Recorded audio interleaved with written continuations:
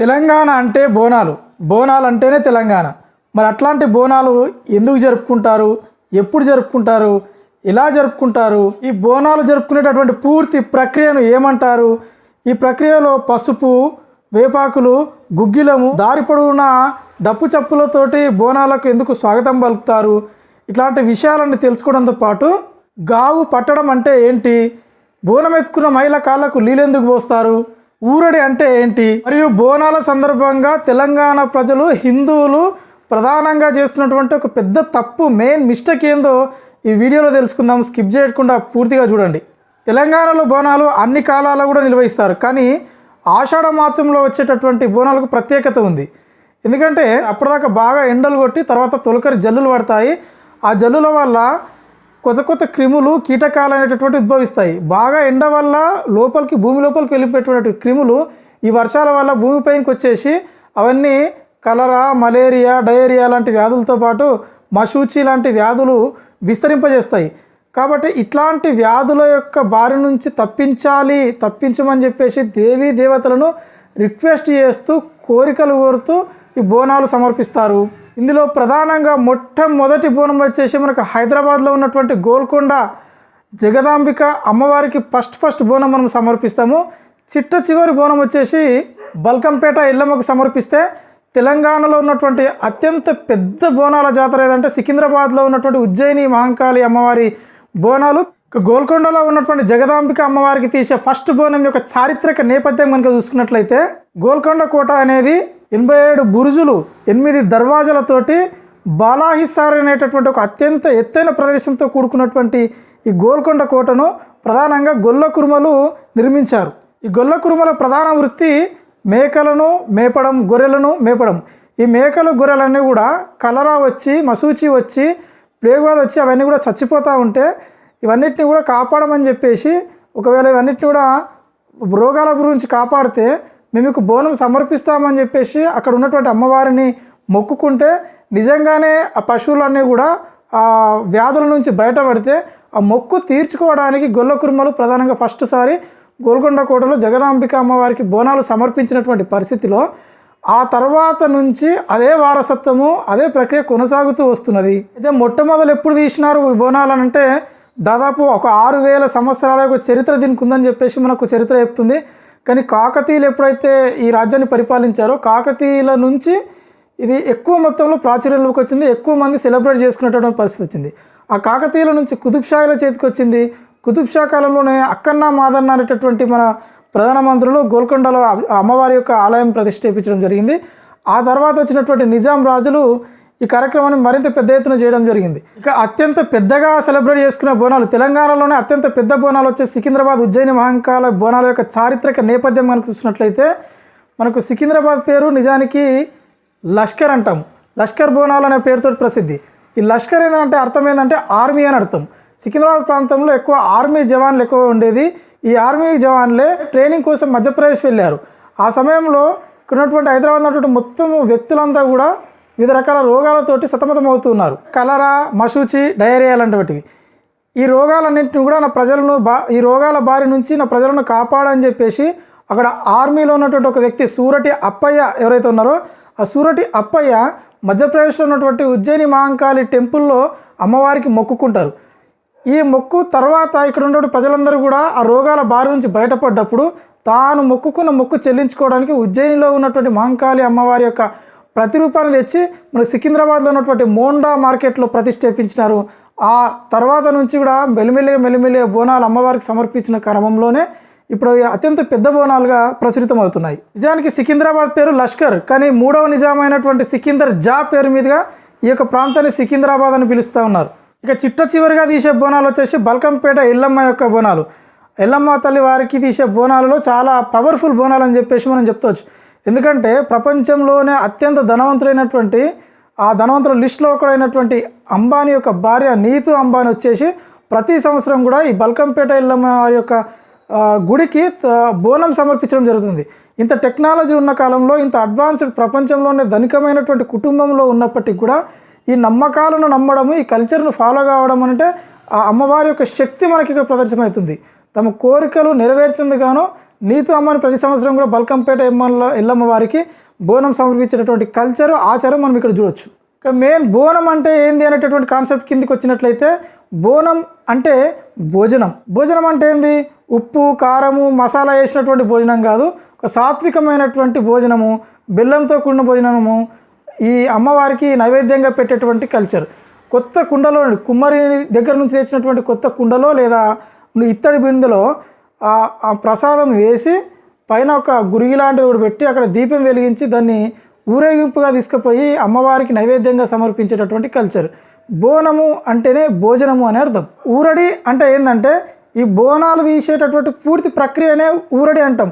అంటే పొద్దున లేచి ఇల్లు వాకిలి క్లీన్ చేసుకొని స్నానం ఆచరించి పవిత్రంగా ఆ కుండకు పసుపు రాసి వేపాకులు తెచ్చి అందులో అన్నం వేసి బెల్లం వేసి ప్రసాదము నైవేద్యం వండి పెట్టి దాన్ని నెత్తి మీద ఎత్తుకొని, అంటే అమ్మవారికి ఏదైతే నైవేద్యం సంపాదిస్తారో ఆ సమర్పించే భాగంలో మహిళలే ఇంకో అమ్మవారిగా తయారు నగలు, వడ్డానము, కమ్మలు, మంచి పట్టుచీరతోటి ఇంకో అమ్మవారికి సమర్పించే బోనంకి ఎత్తుకున్నటువంటి ఈ మహిళ కూడా ఇంకో అమ్మవారి ప్రతిరూపంగా భావించి ఒక జులూస్ మాదిరిగా డప్పు చప్పులతోటి పోతురాజు విన్యాసాలతోటి గరగ నృత్యాలతోటి వెళ్ళి అమ్మవారికి నైవేద్యం సమర్పించేటటువంటి ఈ పూర్తి ప్రక్రియనే ఊరడి అనేటటువంటి పేరుతో మనం పిలుస్తాము. ఇక పసుపు వేపాకు గుగ్గిలము ఈ మహిళా కాళ్ళకు నీళ్ళు పోయడం ఇదంతా ఏంటంటే ఇందులో మనకు ప్రతి పండుగలో కూడా ఒక సైన్స్ కనిపించినట్టు విధంగా బోనాల్లో కూడా ఒక సైన్స్ కనిపిస్తుంది. ఈ బోనాల ఊరేగింపు కార్యక్రమంలో ప్రధానంగా కనిపించేటటువంటి వేపాకులు పసుపు అనేటటువంటివి యాంటీబయోటిక్గా మనకు కనిపిస్తాయి. అంటే ఈ తొలకరి జల్లులు పడిన తర్వాత ఆషాఢ మాసంలో ఎక్కువ వర్షం ఉండడం వల్ల ఈ క్రిములు కీటకాలు సూక్ష్మజీవులు వైరస్లు అనేటటువంటివి వ్యాపిస్తాయి. ఈ వైరస్లను నశింపజేసి చంపేసేటటువంటి గుణము ఈ పసుపు లోపట వేపాకు లోపట ఉంటుంది. అందుకే ఊరు లోపటికి ఏ క్రిమికీటకాలు ప్రవేశించకుండా ఈ వేప తోరణాలు కడతారు, ఆ కుండ చుట్టూ కూడా వేప ఆకులు పెడతారు, ఆ కుండ చుట్టూ కూడా పసుపు పెడతారు. ఎందుకంటే ఆ నైవేద్యంలోకి ఎట్లాంటి క్రిమికీటకాలు రాకుండా, దాంతోపాటు క్రిమికీటకాలు ఈ గ్రామంలోకి ప్రవేశించకుండా అనేటటువంటి సైన్స్ మనకు కనిపిస్తుంది. పొద్దున లేవంగానే పేడతోటి ఇంటి ముంగట వాకిలో సాన్పి చల్లుతారు. ఈ సాన్పిలో కూడా క్రిమికీటకాలను చంపేటటువంటి ఒక గుణాలు ఉండడం ఇందులో సైన్స్ మనకు కనిపిస్తున్నాయని చెప్పుకోవచ్చు. బోనాలు ఊరేగింపుగా వెళ్తున్న క్రమంలో గుగ్గిలాన్ని పొగను కూడా అప్పుడప్పుడు పెద్ద ఎత్తున వేస్తూ ఉంటారు. ఈ పొగ వల్ల ఏమవుతుందంటే ఆ ప్రాంతంలో ఉన్నటువంటి వ్యాధికారక సూక్ష్మ జీవులు క్రిములు వైరస్లు ఏమైనా ఉన్నా కూడా ఈ గుగ్గిలం యొక్క పొగకు అవన్నీ కూడా ఊరు దాటి వెళ్ళిపోతాయి. దాంతోపాటు మహిళ బోనం ఎత్తుకున్నప్పుడు కాళ్ళకు నీళ్ళు ఎందుకు వస్తాయా అంటే అమ్మవారు సాక్షాత్తు అమ్మవారే బోనం ఎత్తుకున్నటువంటి మహిళను పూనుతుంది అని చెప్పేసి ఒక ఆచారము నమ్మకం ఉండడం చేత ఆ పూరిన అమ్మవారిని శాంతింపజేయాలి అనేటటువంటి దృక్కోణంతో ఆ కాళ్ళకు నీళ్ళు పోసారా కాళ్ళకు నీళ్ళు పోయిన అమ్మవారు శాంతిస్తారు అనేటటువంటి నమ్మకము ప్రజల లోపల ఉన్నది. ఈ ఊరేగింపులో భాగంగా డప్పులు ఎందుకు కొడతారంటే ఈ డప్పులు కొట్టడం వల్ల ప్రమాదకరమైనటువంటి జంతువులు ఏవైనా ఉంటే ఆ చప్పుడుకు ఆ దరిదాపుల్లో రాకుండా ఉంటాయని చెప్పేసి ఒక నమ్మకం. ఇక బోనాలు అమ్మవారికి సమర్పించిన తర్వాత చేసేటటువంటి మెయిన్ కాన్సెప్ట్ గావు పట్టడం. అసలు గావు పట్టడం అంటే ఏంటంటే ఒక చిన్న మేక పిల్లను కానీ గొర్రె పిల్లను కానీ తీసుకొని దాన్ని రెండుగా కట్ చేయాలి. అంటే తలను మొండాన్ని వేరు చేయాలి. ఎట్లా వేరు చేయాలి? కత్తులు కటారులు ఉపయోగించి కాదు, తన నోరును ఉపయోగించి పోతురాజు అనేటటువంటి వ్యక్తి ఎవరైతే ఉంటారో తన నోటి ద్వారా ఆ మేక యొక్క గొర్రెపిల్ల యొక్క గొంతును కొరికి ఆ తలను మొండాన్ని వేరు చేసి అమ్మవారికి సమర్పించి ఆ తర్వాత అదే మేకను వండుకొని తినేటటువంటి ఒక ఆచారం మనకు కనిపిస్తుంది. చాలామంది జంతు ప్రేమికులంతా కూడా దీన్ని వ్యతిరేకిస్తారు. పనికిమాల సన్నాసులందరూ కూడా ఒక గొర్రెను పెంచరు, ఒక మేకను పెంచరు, ఒక పశువులను పెంచరు. కానీ వేలాది వందలాది మందల రూపంలో గొర్రెలను మేకలను పెంచి కల్చర్లో భాగంగా ఒక గొర్రెను బలిస్తే మాత్రము ఎక్కడ లేని జంతు ప్రేమికులంతా బయటకు వచ్చి మొరబెట్టుకుంటారు. కానీ ఈ సన్నాసులకు ఒక గొర్రెను పెంచడం, ఒక మేకను పెంచడం, ఒక ఆవును పెంచడం తెలియదు. కానీ సోషల్ మీడియాలో మాత్రము జంతు ప్రేమికుల్లో పెద్ద బిల్డప్ ఇస్తూ ఉంటారు. కానీ ఈ జంతు బలి ఇవ్వడం అనేది ఒక కల్చర్లో భాగంగా చూడాలి తప్ప జంతు హింస భాగంలో చూడకూడదని చెప్పేసి సుప్రీంకోర్టు ఎన్నోసార్లు చెప్పింది. ఇది కల్చర్లో భాగం అని చెప్పేసి. మనకు ఊరేగింపులో ప్రధానంగా కనిపించేటటువంటి వ్యక్తి పోతరాజు. ఎవరి పోతరాజు? అమ్మవారికి సాక్షాత్తు తమ్ముడిగా భావించి అక్కడ ఉన్నటువంటి ఎవరైతే దుష్ట వ్యక్తులు ఉంటారో వాళ్ళ నుంచి రక్షించే విధంగా ఈ ఊరేగింపు అతని ఆధ్వర్యంలోనే జరుగుతుంది. ఈ ఊరేగింపులో భాగంగానే మనకు కనిపించేది శివశక్తుల ఆట గరగ నృత్యము. గరగ నృత్యం అంటే ఏంది? ఈ బోనము నెత్తి మీద పెట్టుకొని చేసేటటువంటి నృత్యాన్ని గరగ నృత్యం అంటాం. శివశక్తుల యొక్క ఆట కూడా శివశక్తుల యొక్క స్పెషల్ అట్రాక్షన్గా నిలిచేటటువంటి బోనాల కార్యక్రమము తెలంగాణ సంస్కృతికి ప్రతీక. ఇక బోనాల సందర్భంగా కనిపించే మరొక దృశ్యం ఏంటంటే ఘటాల సమర్పణ, అంటే తొట్టెల సమర్పణ. ఎవరైతే భక్తులు కోరుకున్న కోరికలు నెరవేరుతాయో ఆ నెరవేరిన కారణంగా ప్రతి ఒక్కరు కూడా తొట్టెలను సమర్పించడం అనేది కూడా ఈ బోనాల కార్యక్రమంలో ఒక కల్చర్లో భాగంగా చెప్పుకోవచ్చు. రంగం అనేటటువంటి ఇంకో కార్యక్రమం కనిపిస్తుంది. అత్యాధునికమైనటువంటి టెక్నాలజీ యుగంలో, సైన్స్ మొత్తం అభివృద్ధి చెందినటువంటి ఈ యుగంలో చందమామ మీద కాలు పెట్టి ఒక టెక్నాలజీకి సరికొత్త నిర్వచనం తెలిపినటువంటి ఈ ఆధునిక శతాబ్దంలో కూడా రంగం అనేటటువంటి కార్యక్రమం, అంటే భవిష్యత్తులో ఏం జరుగుతుందో చెప్పేటటువంటి ఈ ప్రోగ్రామ్నే రంగం అంటాం.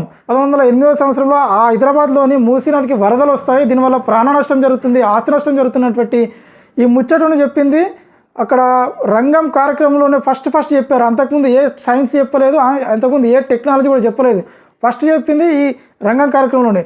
ప్రతి సంవత్సరం కూడా స్వర్ణలత అనేటటువంటి ఒక జోగిని మహిళ ఈ రంగం కార్యక్రమం చెప్పడం కూడా ఈ తెలంగాణ కల్చర్లో ఫేమస్గా చెప్పొచ్చు.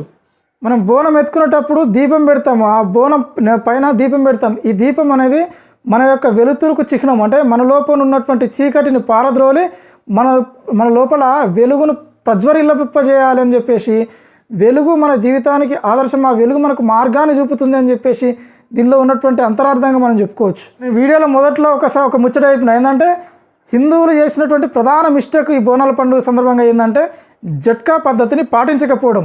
అంటే ఈ పొద్దున లేచి నుంచి మొత్తం పవిత్రమైనటువంటి హృదయంతో స్నానం చేసి ఇల్లు మొత్తం క్లీన్ చేసుకొని వాకిట్లో సాన్పిజల్లి పవిత్రంగా బోనం అమర్చి పవిత్రంగా హృదయంతో నైవేద్యం వండి చివరికి అమ్మవారికి మేకను కానీ కోడి కానీ బలిచ్చే టైంలో ఇప్పుడున్నటువంటి తరుణంలో గావు పట్టడము అనేటటువంటి కల్చర్ మాసిపోయి హలాల్ పద్ధతిలో ఒక మోల్ సాబ్ని ఒక ముస్లిం వ్యక్తిని ఇచ్చి వారి చేత బలిచ్చేటటువంటి కల్చరు మనకు తెలంగాణ వ్యాప్తంగా కనిపిస్తుంది. కానీ ఈ కల్చర్ అనేది కేవలం ముస్లిం సాంప్రదాయాలకు, ముస్లిం ఆచార వ్యవహారాలకు సంబంధించినటువంటి హలాల్ను హిందూ పద్ధతుల్లో, హిందూ కల్చర్లో తెచ్చి మిక్స్ చేస్తారు. ఇది నిజంగా నైవేద్యం స్వీకరించేటటువంటి అమ్మవారికి కూడా ఇష్టం ఉండకపోవచ్చు. ఇక్కడ ఎవరిని కించపరచడం, ఎవరిని దూషించడం అనేది కాదు. ఎవరి పద్ధతులు వాళ్ళు పాటిస్తే బేఫికర్. హలాల్ అనేది వారి యొక్క ముస్లిం ఆచార పద్ధతుల పక్కన వాళ్ళు పాటిస్తే, జట్కా పద్ధతిని మనం పాటిస్తేటటువంటి సమస్యనే ఉండదు. అంటే హలాల్ ప్రకారము ఫస్ట్ అల్లాహకు సమర్పించిన తర్వాతనే అనేటటువంటి పదం ఏదైతే ఉంటుందో దానివల్ల ఇక్కడ హిందువులందరూ కూడా పెద్ద తప్పు చేస్తున్నారు అని మనం చెప్పుకోవచ్చు. అంటే మొత్తానికి ద్రావిడ కల్చర్కు అద్దం పట్టే విధంగా తెలంగాణలో జరిపేటటువంటి ఈ బోనాలు తెలంగాణ యొక్క సంస్కృతి సాంప్రదాయానికి తోరణాలు, అద్దం పట్టేటటువంటి భాష్యాలు. పోరాటాల పురిటిగడ్డ తెలంగాణలో పుట్టినందుకు అదృష్టవంతుని, ఈ బోనాల వంటి కల్చర్కు వారసునైనందుకు నేను గర్విస్తున్నాను. జై తెలంగాణ, జై హింద్.